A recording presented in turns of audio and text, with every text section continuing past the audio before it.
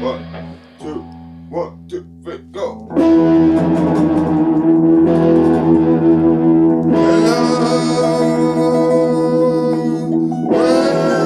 to the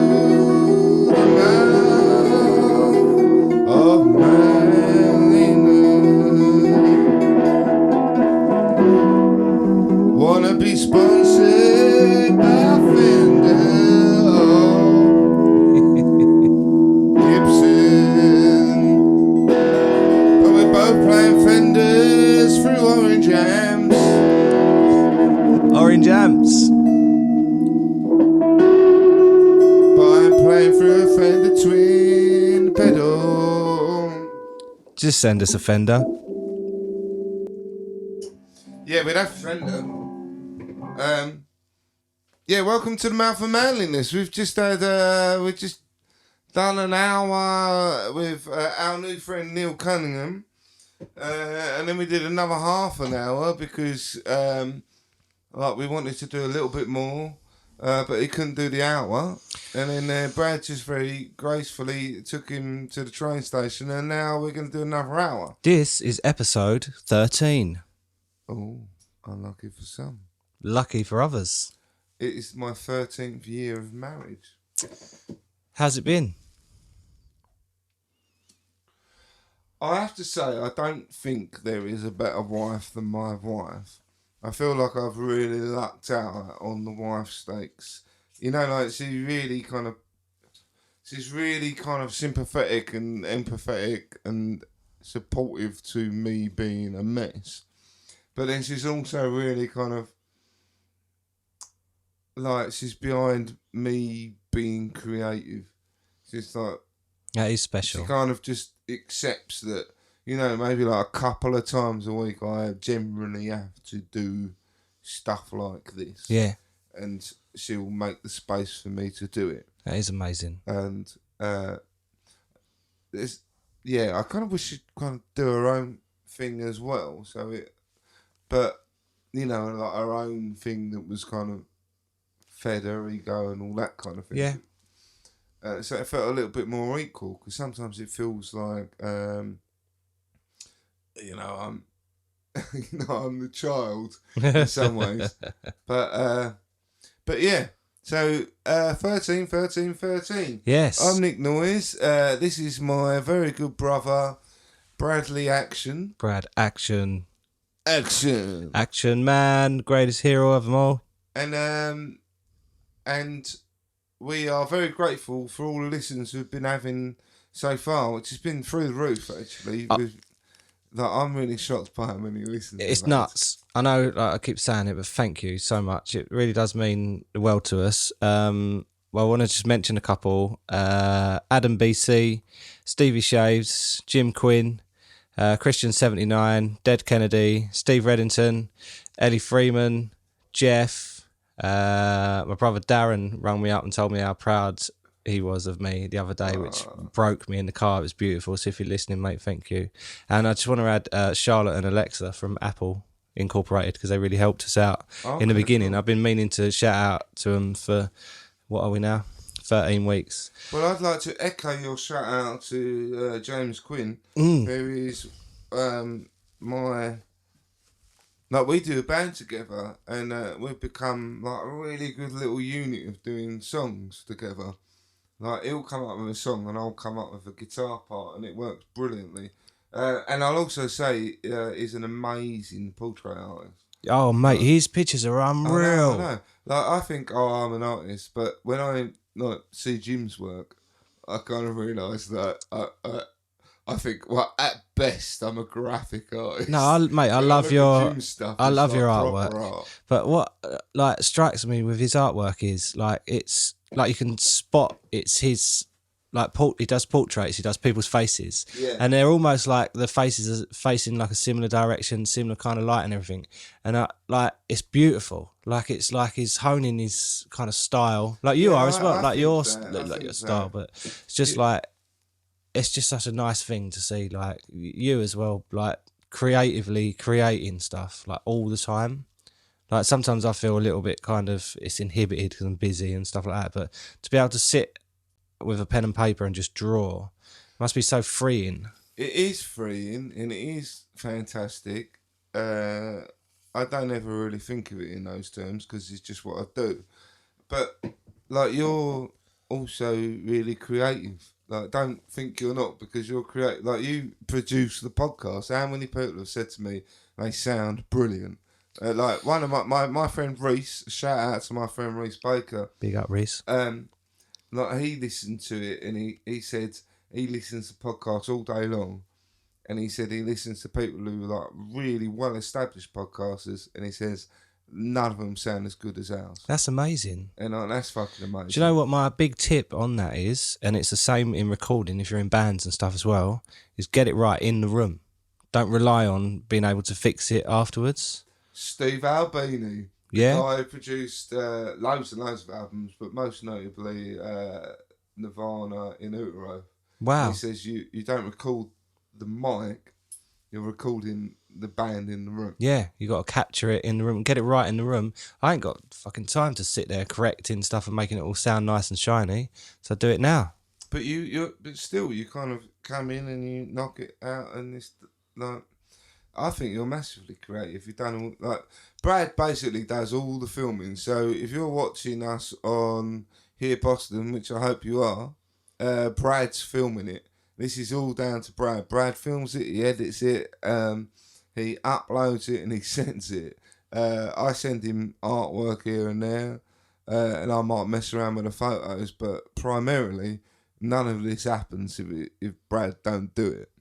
And Brad's got a baby, so it's pretty fucking impressive. Really. Yeah, it is difficult, but what I find is it's a change. You got to change your state of mind. So I was almost resentful because I wasn't getting chunks of time to do what I wanted to do. I want an hour to do this, 2 hours to do this, a day to do this or whatever. Once you give that notion up, I have the laptop set up in a room in the middle of the house. I can see the kids from left or right. So if I'm looking after them, I can still have the laptop set up at standing height. So when I walk past it, I can just do a little bit, have a quick listen, put it down, sit with the kids, read some books, watch the TV or whatever. And then I'll go out to the kitchen, the other side, and it's kind of like part of, it's in the flow of the house. I think that's just perfect. Yeah, I'm lucky because, you know, the kids love music and everything else, and the wife loves music as well, so I can have it on and a little bit loud and, you know, still a bit respectful, but... Everyone hates it when I play guitar at home. Like, I try, like, I like to play guitar in the lounge, but I can't because my neighbours complain, and they are lovely. But I obviously play too fucking loud, otherwise I wouldn't be. I'm still like hyper aware when I play my guitar about the neighbours. It worries me to the point I show off playing loud because it's loud. And if I'm doing something creative with all the noises and stuff like that, then I'll turn it down. I'll put my headphones on or whatever. So it's almost it inhibits really. Like I remember saying when we were first doing my tattoo, like I really want like a studio day where I can literally just turn everything up. And we can just like try all different noises and stuff like that, and just get involved, get amongst it all. But it's just time, innit, I guess, really. So I also need to do a couple of shouts out. I want to do a shout out to my old friend Chris Kent, who is having an operation tomorrow. So, but I'm seeing him on Saturday. So hopefully it all goes well. And obviously, this is 6 weeks in advance, but either way, I want you to know that I love you. And I also need to do a big shout out to Audio UK. Yes. Audio UK. I went to see them yesterday. They gave us a set of headphones that Brad's got. I'm going to get them. Yeah. They gave us a free set of headphones, which is really, really lovely of them. And I will say, you know, like, you could spend... How much is a set of Beats headphones? Well, them ones, they're about 400 quid. So 400 quid. And their ones are like 100 quid, and they're easily as good. And their plug-in headphones are like, what, 60, 70 quid? Wow. And, like, the iPhone ones are like 100, 150 quid. And so they're totally... Audio UK, check them out, because they're really, really cheap. but they're not cheap products. They're amazing products, and you're also buying off of two lovely people. I met them, Chris and Arena. They're total diamonds. There was no airs and graces when I went around to see them. It was all hugs and loveliness, and they've got a really cool little dog. And they also have an art business called Legally Assertive, and they've asked me if I'd sell prints of.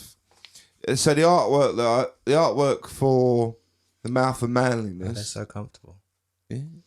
The artwork for Mouth of Manliness. If they're drawings, I do them, and basically they really like the drawings, and they wanted to sell some.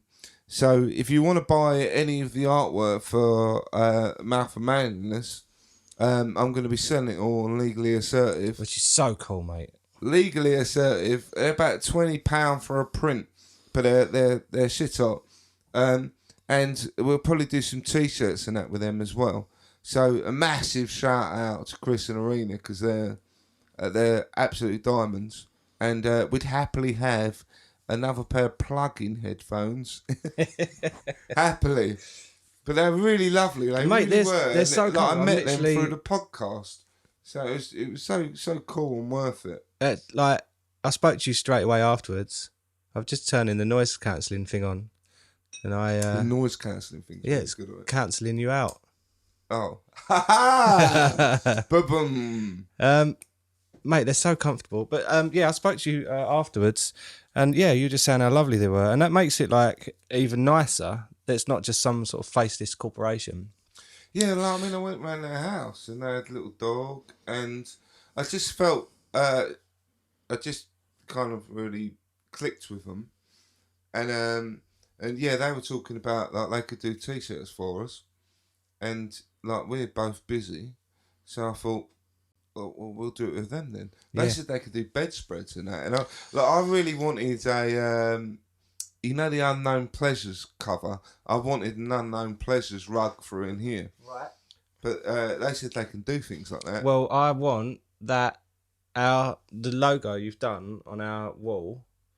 I'm just trying to work out if I can like manipulate a camera around to do that. That on a bedspread would look amazing, wouldn't it? Yeah, I what would look better was the picture I did of us. Oh yeah, no, that's such a cool picture. But they could do all of that. They can do anything like that. So if there's anyone listening, they're like, "Oh, I really like that picture you did," and I'm not saying that you would, you might not, but you know, if you fancied it, message us, and there's a possibility we could make it happen. So I was kind of I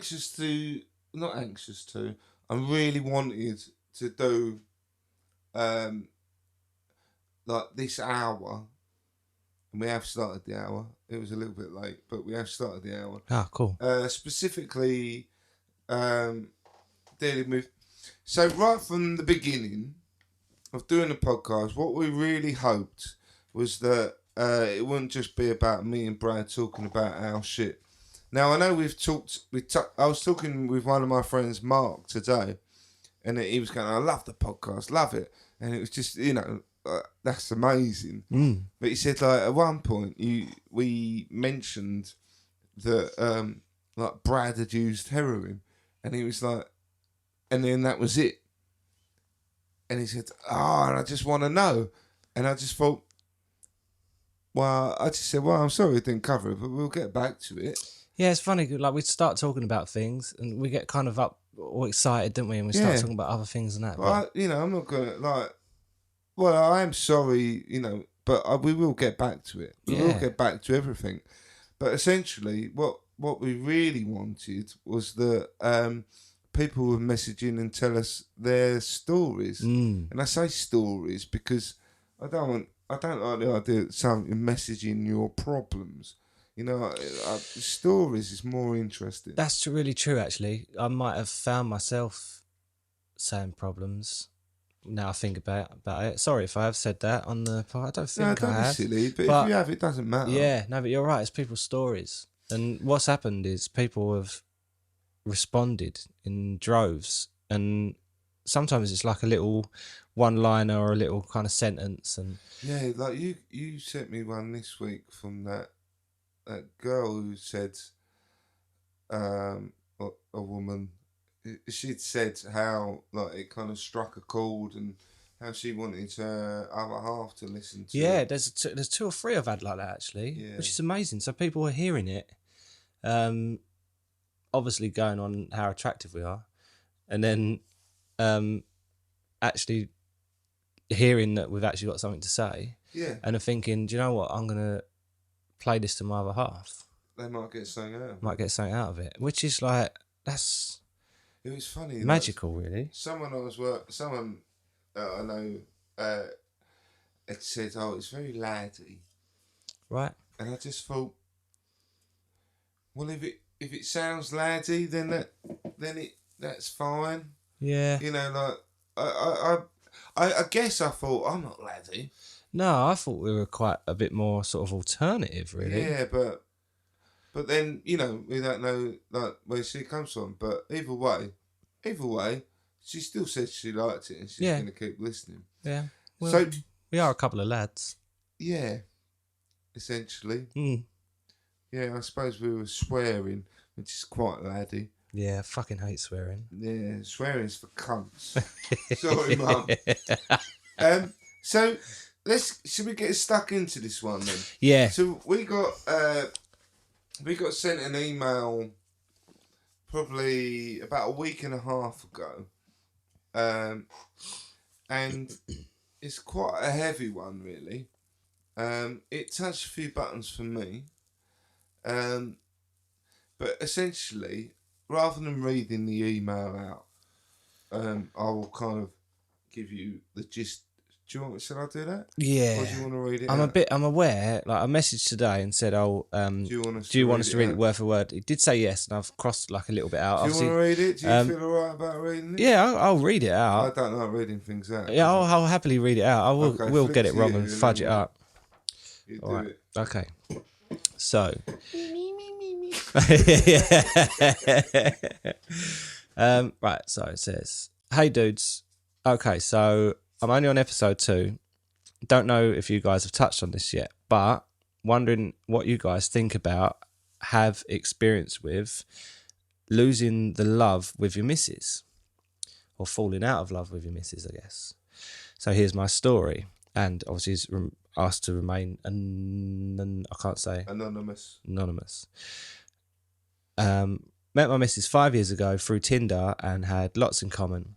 Main thing being she was English, daughter of an expat English teachers in Malawi in Africa.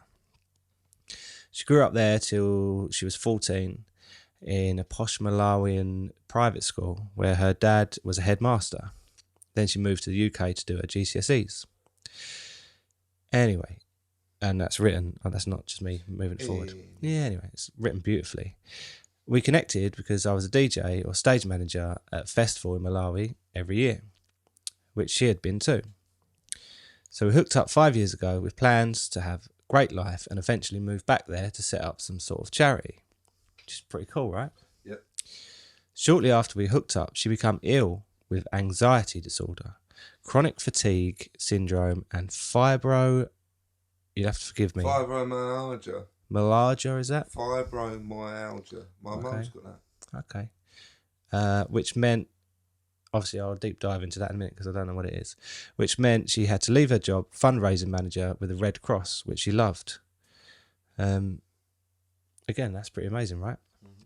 Since then, I've been basically main breadwinner and supported us through a move from City, is that Liverpool? Liverpool for him, Manchester for her, to the countryside, Hebden Bridge, initially in the hope that the change would help her mental well-being. We moved, and since then she's developed more chronic illnesses, gastroparesis, stomach muscles paralysed, so can't digest food properly, and her pre-existing endometriosis. This is why I'm not a doctor, because I can't read these words. It explains period clots falling outside the normal womb. Wow, okay. Which have all been really debilitating for her and meant that she couldn't hold down a 9 to 5. So, what's happening with me is that I think I've ended up subliminally resenting her for all of this. Even though I know it's not her fault, and even though I know I should be supporting her. So, because of the impact it's had on her lives, and although I know none of it is anyone's fault, I've found myself not feeling the same attraction to her as before. And also, my frustrations at the situation are making me a bit of a prick. I suppose the question is, what do you do if you feel you're falling out of love with someone when you know that it's just frustrations causing that? Would be interested to hear your guys' views and others. Big love, guys. Well, firstly, I think being able to write that down and send it to someone is pretty brave. It's the start of things getting better. Yeah. So my feelings are, with anything that's difficult, the start of things getting better is when you start talking about it. Mm. So essentially, I feel very, really honoured that he felt he could tell us that. Totally. But I also think that by telling us, he's starting to address the problem. Yeah. And the problem is really fucking difficult. Yeah, I wouldn't even say it's I can't say this word, specific thing either. No. It's, I mean, I should state, obviously, we don't know any answers, and I wouldn't expect to kind of get any answers from us, but I think opening up yourself to talk about something like that situation and allowing yourself to, firstly, you called yourself a prick for having those feelings. Obviously you're not, but then the fact that you acknowledge that it might not feel right maybe to have those feelings in your opinion, and then you're open to kind of addressing those feelings is, as Nick says, the direction that you kind of want to be going in, right? Because you want to be kind of maybe talking it through, but so for me, when we got that email, it impacted on me quite heavily that night and the next day. wow, okay. It touched me quite deeply, really. So what happened was, so the first thing I thought about, so because we're obviously like 6 weeks ahead, I felt the need to respond, because I said, like, we're 6 weeks ahead, like, I need to give you some resolution now. And then all I could really do was, it made me reflect on the situation where my wife had cancer. Yeah, of course. And a lot of the things that he said were very common to that period in my life. And essentially, the reality of it is that period passed. Mm-hmm. That period moved on and things got better. But when I read this, I was massively conflicted, because initially, like, the story of when they met and they got together was really, really lovely. Yeah, totally. You know, it was like the other side of the world, and then they got together, and it was very, very romantic and very beautiful. Even the aspirations of like wanting to move back abroad and set up a charity, and she works for the Red Cross. Exactly. Like something out of a film. It's magic. So for me, that adds loads of weight to it. So I imagine that kind of all those hopes and dreams and desires when someone then becomes really ill, that magic and that romance, the fact that it goes at that point makes it that much harder. I guess you could maybe reassess some of those thoughts and feelings and dreams. I guess you reprioritize, stuff that not that none of it's important, but maybe you kind of have a bit of a shift, and. So I've been thinking about this a lot. I've been thinking about this fucking loads. This is weighed on me for a little while. Wow. And it has made me think, oh shit, what have I let myself in for? But do you know what? I've let myself in for it, so I'm embracing it. Strap in. So my thoughts were that all of those feelings I felt all of those feelings. When my wife had cancer, I felt all of those feelings and more. All of that guilt, all of that despair, all of that anger, all of those feelings like I am such a cunt for thinking these things. And then I thought that essentially thinking all of those things is fine. So, they're horrible, horrible thoughts, but they are only thoughts, and those thoughts sometimes are the things that get you by. When you're going through a really horrible, dark situation, those thoughts, as horrible as they are, they kind of get you through it. And I think, don't feel guilty for your thoughts. Let your thoughts be. Like you feel really awful. You feel really trapped. You feel like this. I never signed up for this, and why am I going through this? And why am I stuck in this position? And I'm doing all of this, and I'm getting nowhere. Like, that's fine. It's okay to think it. You can think it. You need to be able to say it to someone. You can't necessarily say it to her because she's having all those thoughts and your thoughts at the same time. So you can't say it to her in the same way, but you do need to be able to say it. When my wife had cancer, I was having therapy, and I could say to my therapist all of those dark, horrible thoughts that went through my head. I could say it to someone, and he could just go, well, of course you feel that. Of course you do. Because you're in a really shit situation, and it's okay to feel that way. And I just think that all of the thoughts that our friend here is feeling, like, you don't need to feel guilty about them. You don't need to feel bad about it. Like, don't make that another problem. Just think it. Just think it. It's fine. But don't let them eat you up. Like, it's okay to think bad things. But, you don't act on it.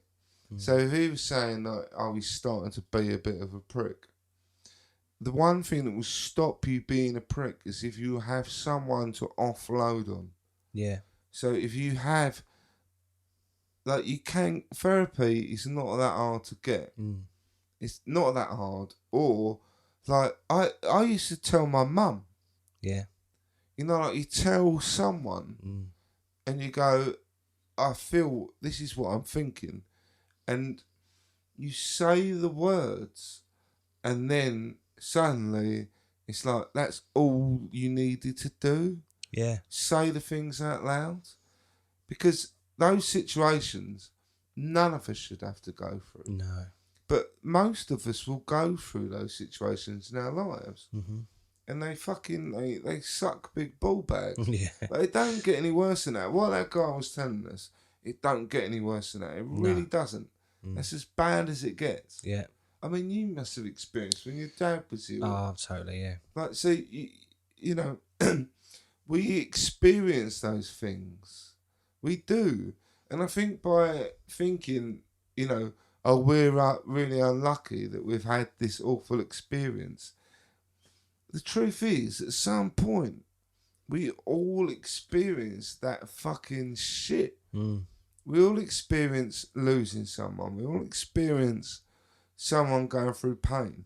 And like, we kind of like think, oh, I'm, you know, like, why am I the only one? And you might be the first one in your group of mates. Yeah. I mean, like, I feel pretty unlucky because no one else I know has been through the shit I've been through. Didn't you like wasn't your missus and then her dad? Is it like 4 or 5 in one go, wasn't it? Yeah, no, my wife had cancer and when she got diagnosed on like her 41st birthday.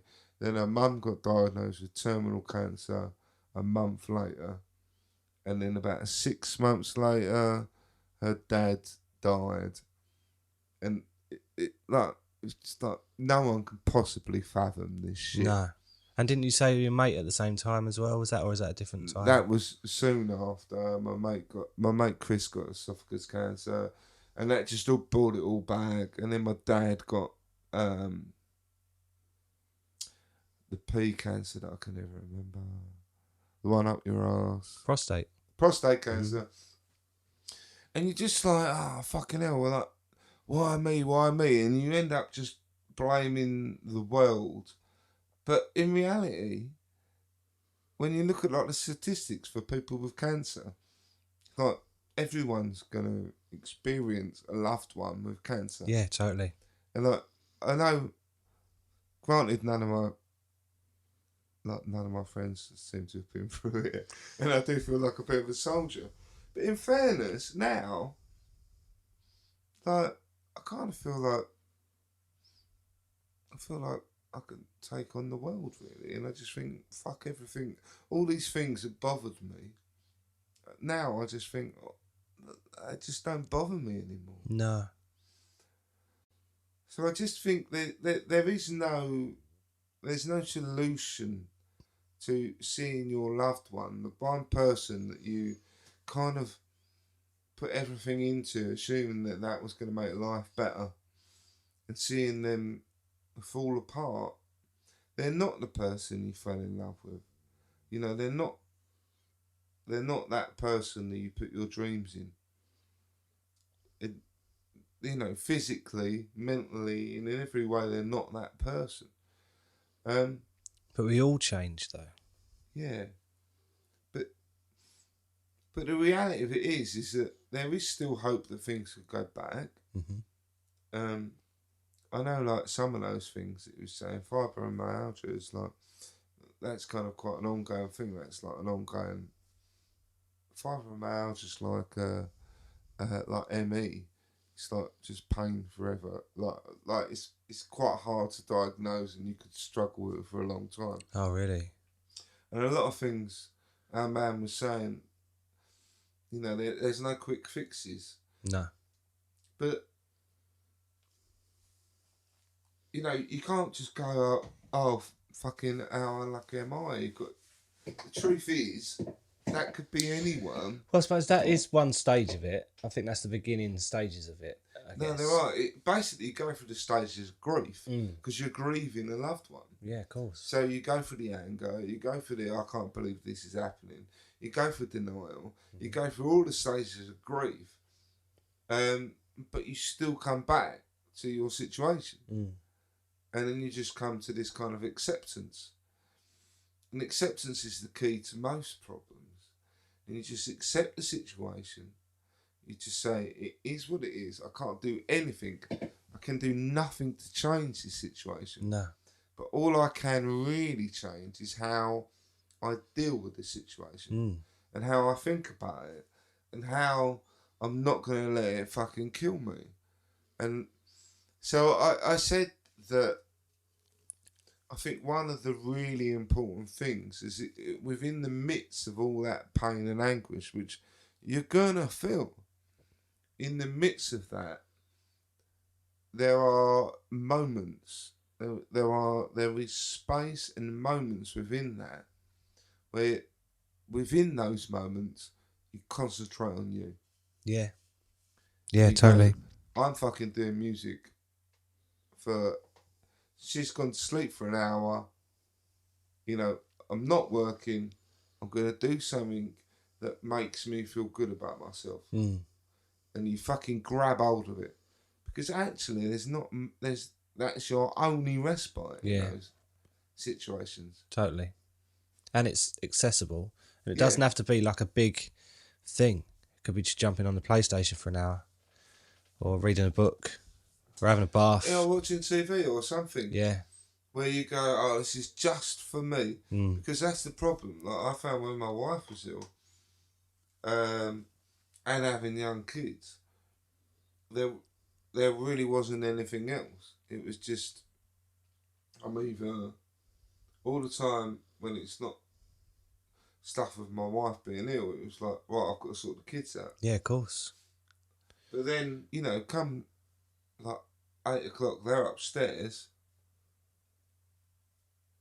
and then I've got some time to myself. Yeah. So then, in that point, I'm like, I'm just going to play fucking guitar. I might just play guitar for 10 minutes. Mm. But you've just got to try and do something within the chaos that's for you and just for you. And then when you when you go to work, you try and turn work into something that you can get something out of. Yeah, it's a good shout, mate. Really good shout. So rather than just going to work and putting your head down and getting your job done, just try and turn it. It might just be a small thing. Mm. It might just be that you go, I'm going to take the piss for half an hour and have a shit. Yeah. But you know, like, I've chosen to do that. Yeah. I think it's like a 'Cause you have feeling no of choice. regaining control Yeah, of that's something. exactly it. And going, right, just for a minute, what I can't control all of that other stuff. Yeah. What I can control is this little half hour. I've dotted my guitars around the house now. I've got a couple upstairs, a couple down. I don't know. I'm not showing off how many I've got, but like I said, I've got 15 electric guitars. oh god. No, sorry, Fender. I've only got one. Oh yeah, Shit, we need a lot more. But like the same as I was saying about our work with the laptop and that, exactly just like right. having it in and around the house. Obviously, you don't want to piss anyone you work off. it into the routine. Yeah. You work it in so it's easy to do. Don't wait for that big chunk of time to do it or 'Cause you whatever. won't get it. You will not get it. It doesn't come back, especially with kids and everything else. It genuinely, time is my everything, and it's you can't sit and wait for it to come along. You've really got to just make it work, make the best of it. Obviously, I'm a little bit out of balance the other way, as we addressed in a couple of other episodes, that I will go out of my way to help everyone else out first. And I then, think you're getting better, aren't you? yes, I am. But yeah, it's all right to think to yourself, right, I'm just going to go and do this little thing. Because then what happens is also, like, when your partner does stuff as well, it kind of like you're both humans. Like you're not, you can kind of you're both allowed to do stuff. But it's just getting that balance of, you know, you don't want to be doing stuff and then it upsets them. Then they do stuff out of spite and it kind of all gets a bit bitter and resentful. It's just allowing each other to be humans, I think. No, that's right. That's totally right. I agree with that.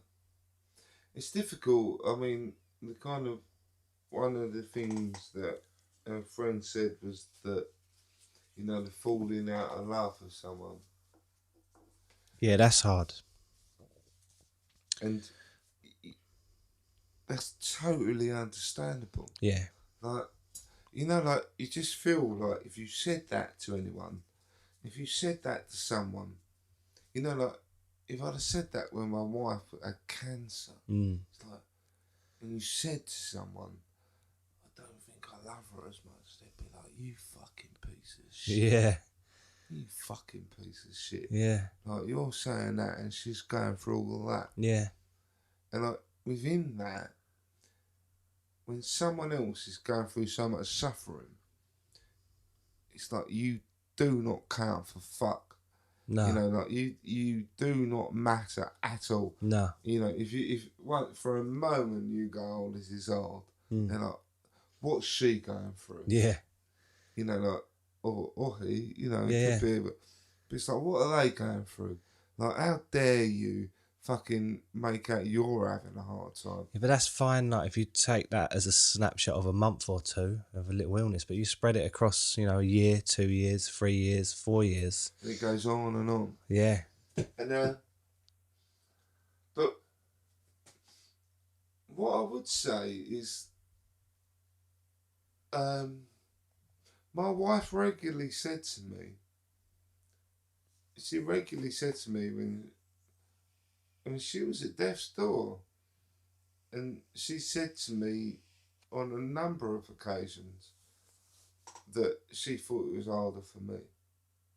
Wow. She's like, all I've got to do is, you know, be there for treatment. All I've got to do is have treatment. But you've got to go through everything else, and this, and that, and that. And so... How did you feel about that?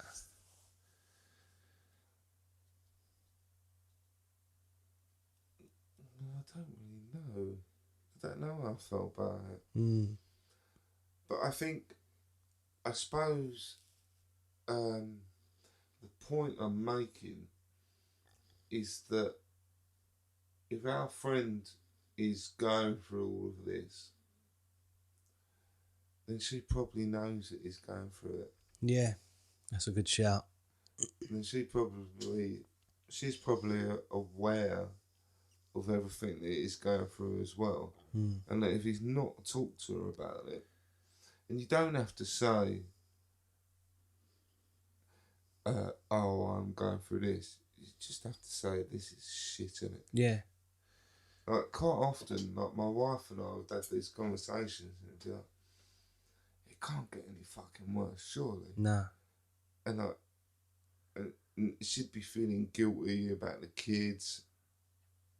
Like, Jude obviously was autistic as well. And, like, saying there's so much guilt going on. But we would have these conversations and be like, fucking hell, this is fucking bollocks. Like, can this get any more shit? And we'd both just be going, oh, fucking hell. And it was important to have those conversations. Yeah. And go like, this is fucking hard work. Yeah. And like, you know, like when you're feeling pressure from somewhere else, God knows where, you know, like, What, work or... Yeah, all the school going, oh, we're worried about Jude. And you're like, fucking right, we're worried about Jude as well. But we're also worried about this and this and this and this and this and this and this. And it was like, we just got to deal with one thing at a time, yeah? Yeah. So actually it was helpful to talk about it. And like talk acknowledging... about it to my wife. I suppose acknowledging that you're both... in it together. So in many ways, you don't have to say like, oh, I don't know if I love you. Because you're both thinking that. Yeah. You know, you're both thinking, you know, she's probably thinking, does he still love me? Yeah. Because, like, look, you know, she's probably feeling massively self-conscious and thinking, does he love me? God, I'm putting him through everything. Yeah. But then, actually, what you're saying is, I love you anyway. Yeah. I love you anyway. Yeah. You know, like, I'm showing you every fucking moment of the day how much I love you. Yeah. Like, let's just have a conversation. Yeah, I think about what a load of fucking bollocks this is. That is key. And even if nothing comes of it, it's that acknowledgement of knowing that you're both up for talking and, yeah, in a situation that, you know, you might not necessarily know the answer to, but... It is crazy though, Brad. Like, when you're in the middle of that kind of shit, you lose all perspective. Yeah, I bet. Like, you lose all sense of perspective. It just all becomes... everything goes out the window. I remember you saying you had a real problem with religion. I was so fucking angry. Mm. And it just all goes out the window. When you're facing shit like that on like day in, day out, it just all goes out the window. And the one thing that got me through was therapy, really. Mm. And being able to tell my mum everything. Like, I told my mum everything at that point. Is that always the case, or was it more prevalent in when you were going through all like this stuff in later life? Yeah, later life of telling my mum things. Mm. But you do need someone to just go, this is, my brain is telling me this. And they go, they don't need to say anything. Like, my mum would just go, I'm so sorry. Yeah. And that's all I really needed to hear. Yeah. But, you know, these are the extremes of life that no one should have to deal with. You shouldn't have to deal with these extremes. And it's like dealing with death, dealing with illness and disease, dealing with losing children, all these terrible, terrible extremes. Like, none of us know how to deal with it. No. There is no answer of how to deal with it. And a lot of the times things are hushed and kind of not spoken about. And that doesn't work. No. Like, that is why later on you're burning yourself with fags and you're drinking yourself to fucking, you know, you're drinking yourself as much as you can to try and kill yourself. Because none of that works. Hushed tones don't work. That's why so many people have got post-traumatic stress disorder. Yeah. It doesn't work. No. Like, I think from talking with you, when we talked about the stuff with your dad, Yeah. and then you talked about it to me, and you were like, I've never said that before. I'm like, you've not had anyone to tell. No. I had therapy for drugs and alcohol for a little while, and I had like some real breakthroughs, which was amazing. But I'm aware that there's stuff, untapped stuff that I haven't spoken about that goes right back through, yeah, like obviously Nan's dying and having to deal with that at school, and then mum and dad splitting up, friends, mums and dads dying in quite sort of tragic circumstances, and friends, partners dying in tragic circumstances, and obviously dad dying, my son dying, and then, you know, helping partners through stuff that's happening. Losing my granddad, who was kind of like a massive sort of role model to me. And it's odd because like day to day you think that's all quite normal stuff to go through. It's not normal though. No. That's what I was trying to get the point to. Is that it's not. We all go through those things in our lives, but we shouldn't just go, that's normal. No, I know. I didn't want to sort of. I wasn't saying that as a criticism. No. What I'm saying is that that's really fucking difficult. Yeah. And you can't just go, oh, it's just normal and get on with your life. No. So my point was really is that at those points you need to be able to talk about it. Yeah. And say the things that are going through your head. Yeah. It's kind of like, it's odd because there's no denying that it's obviously affected me, my confidence, self-esteem. I want to drink all the time.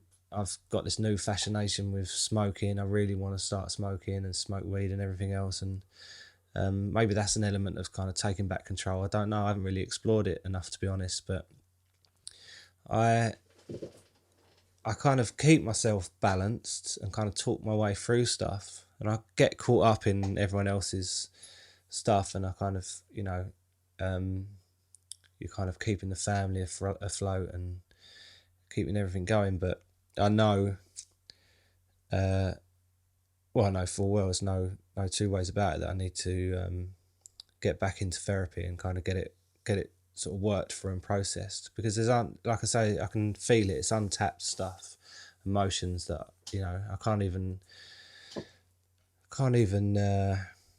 get my head round, to be honest. But it almost feels like an indulgence, and what I'm scared of is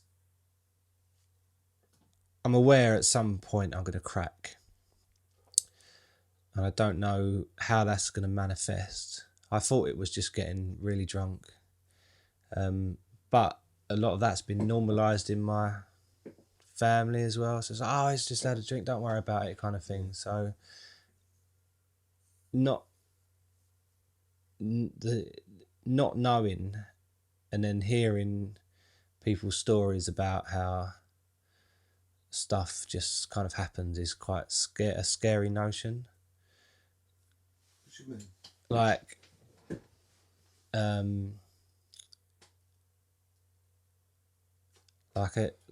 I don't know. I imagine like a full breakdown to be like for almost like to lose complete control of everything and not really know what's going on.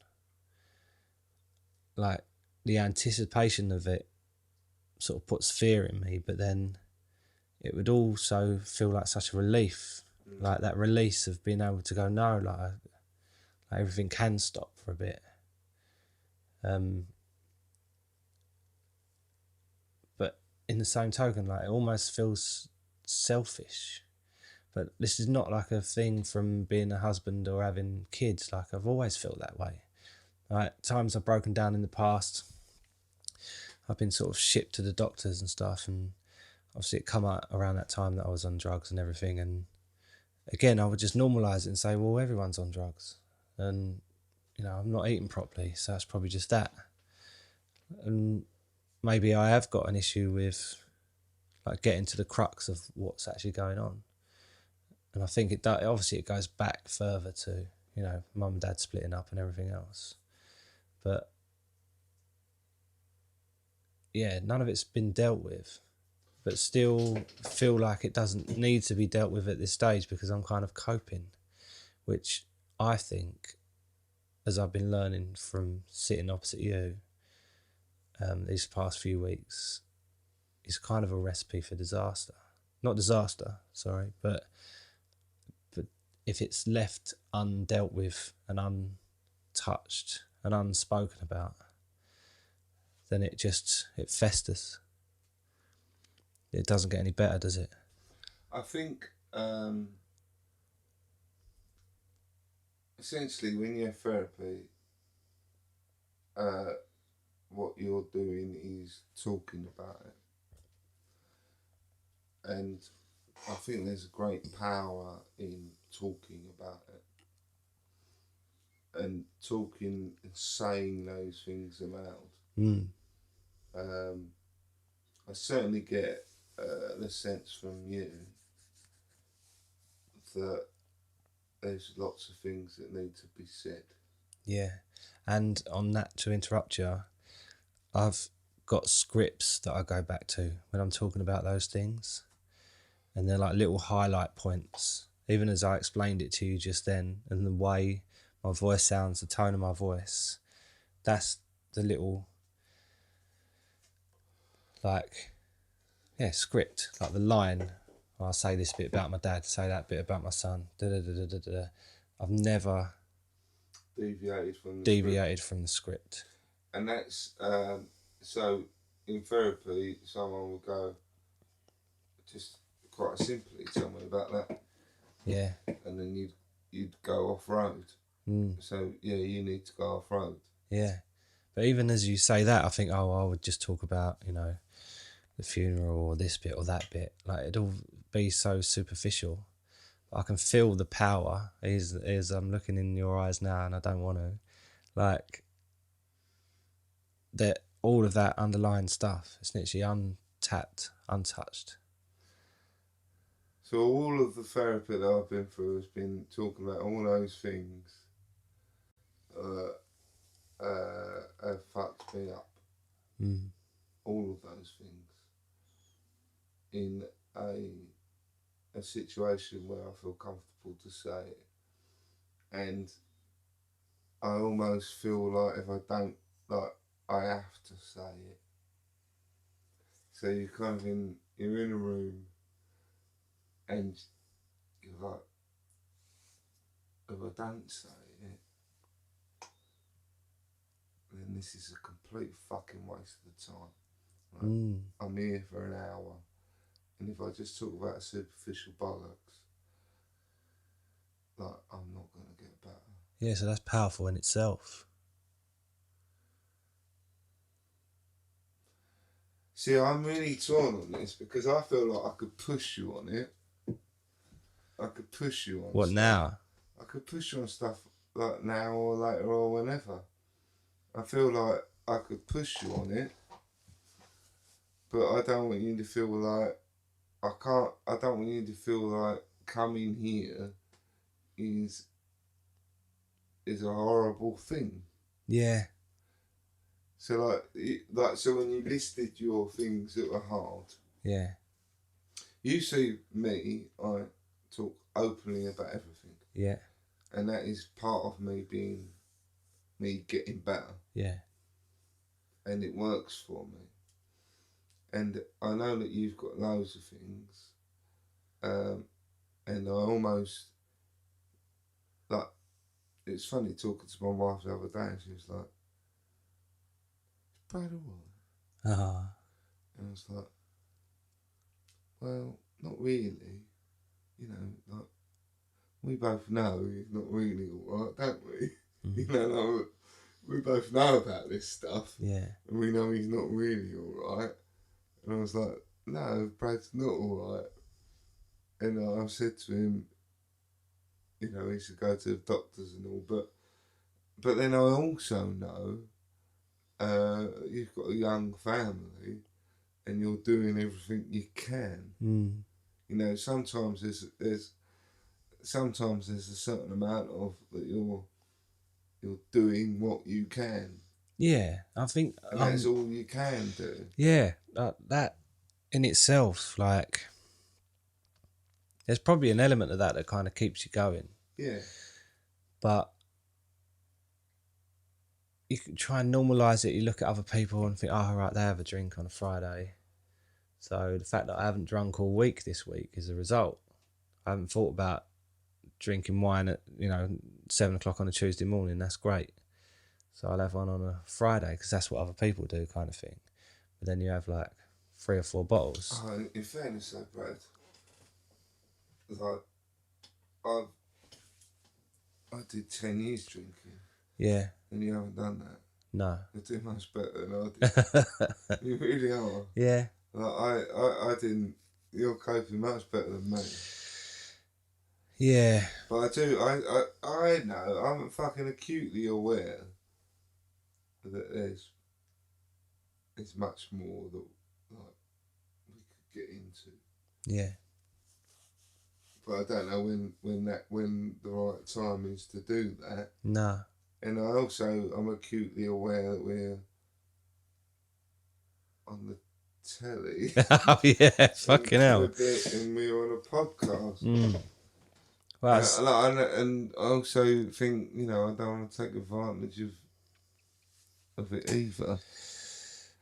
Yeah. So I guess, I suppose at some point we need to have a conversation about where the boundaries are, I guess. Do you know what? Like, I think like we were saying the other day about how the brain naturally kind of patches over stuff so you don't completely sort of remember it all. But outside of like what we'd call the script, like I really don't know what we would talk about or what the issue is or where it goes back to the point that I've even considered the fact that something might have happened to me when I was a kid and I've completely forgotten about it.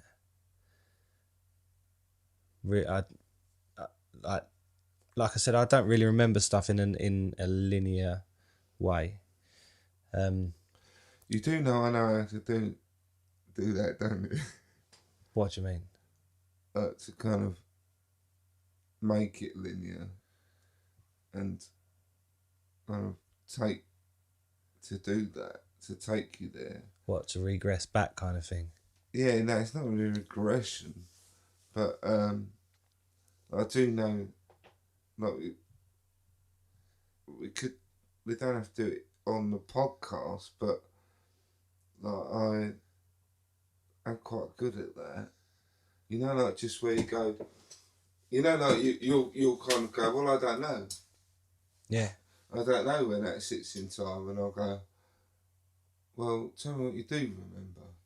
And then we'll go through all the nice things that you remember, and we'll list them all out.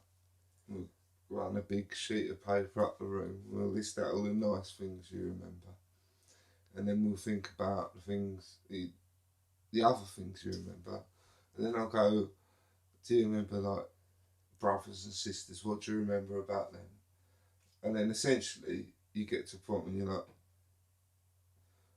oh, what's going on in the gaps? And you'll be like, oh, and then we'll start filling all the gaps. That'd be incredible. We could do that. That'd be amazing. Because I think you did say to me before, like one issue might be that I've got no real concept of time and space. Yeah, so we could make it make sense. Yeah. But I don't know if you want to do it like this though. What, on the podcast? Yeah. I don't think that'd be a very good idea. No, I probably wouldn't. No. I could help you with it though. Oh, that'd be amazing if you could. Like, I genuinely don't know, like, what would happen or where it would go. Well, the truth is, it wouldn't go anywhere. No, that's true. The kind of reality of life is it wouldn't go anywhere. No. But it would help you to understand a few things about yourself. Yeah. Which it's funny because I'm almost unexplored the territory. Timeline stuff is really, really helpful for you to go, but I don't know, but there's a gap there. Why is there a gap there? Yeah. And then a few probing questions and we start pulling that out. But even if you were to kind of timeline some of the traumatic events and start making sense of them, then you could start thinking, oh, that's when I did that. So, you know, like, say for example, like for me, it was like, you know, that went wrong and then I started getting really off my face. And that's when I started drinking heavily. You know, like I could kind of pin that in quite quickly, and I could make sense of that. So maybe that'd be useful. Yeah. It might be useful. I think it will be. I think that'd be We really don't helpful. necessarily need to do that like on a podcast, but Everyone's now screaming out, going, "Yeah, film it." everyone's just going. The funny thing is, though, is that I think like, kind of from a lot of responses we've had, everyone's like, "Oh, what's going on with Brad?"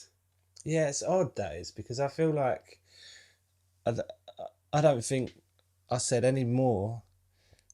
Like, I feel that was like maybe 10% of your 90% of stuff of how much you've opened up and you've said stuff on the podcast. No, but that's because it's like it's a narrative, isn't it? So the obvious, like for me, like if someone just goes, "This is me," and, you know, like Russell Brand, I am this and I am this and I am this and I am fucking, I'm a mess because of this and this and this and this. Like, that's fucking boring. Yeah. You know, like I could tell the story of my life and I could make it sound interesting, but the most interesting story is who done it. Yeah, that's true. Yeah. It's a story that we don't know, that we want to know. Yeah, it makes sense. It does make sense. But even I don't fucking know. So. No, but this is what I'm saying, is that I think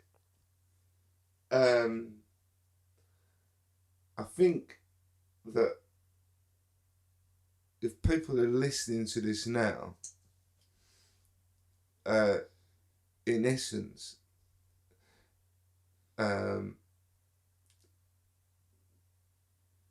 the story is not going to be like suddenly we bore Brad open. No. It's not going to be some revolutionary thing. Is that an hour? Yeah. Yeah, I'm confident that I don't think that anything bad has happened to a degree. I just think you kind of get caught up in what you're saying and what you're doing, and a day goes by and you kind of like, it gets compartmentalized. That's something we've mentioned quite a lot on this podcast, and that becomes your script. Yeah. And it just becomes easy to just go, hello, I'm Brad. This stuff happened to me, but today, this stuff's happening to me. And yeah, I guess what I'm saying is that the podcast is not going to be about cracking the nut that is Brad. that sounds like a T-shirt to me. No, but I just think that's cuntish. If that is, you know, if that's the premise, then I don't want that to be the premise. No.